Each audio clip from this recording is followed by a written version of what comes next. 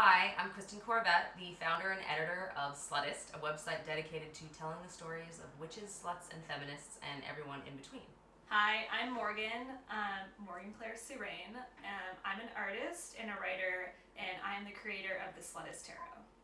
Archetypes of witch and slut have been used to punish women and police female sexuality for centuries, but of course there's also a shadow history of women, men, and gender nonconforming folks who use these identities for empowerment, and that's where the SLUTIST Tarot comes in. We wanted to represent some of these ideas, also inspired by a lot of people who work in the sex industry, people who have been sex magic practitioners. One way I wanted to tell that story is by reverting the fool's journey to the maiden's journey.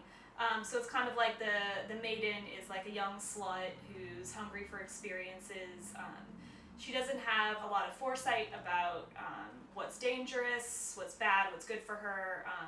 But kind of like Alice on her journey, there are people who help her, people who hurt her, and she grows kind of like into the divine whore through that. So our goal is $6,000, which we need to complete this project. In order to print, because most tarot decks are printed in China, and China will not print nudity. We have a lot of nudity, we have pussies and cocks and sexual content in our deck, so we have to print in America. Most independent print houses cannot sustain a project this large. We were able to find a printer called Print Giant. The $6,000 will cover shipping and printing 250 decks. That is the minimum that you can print. We can't print any lower number than that.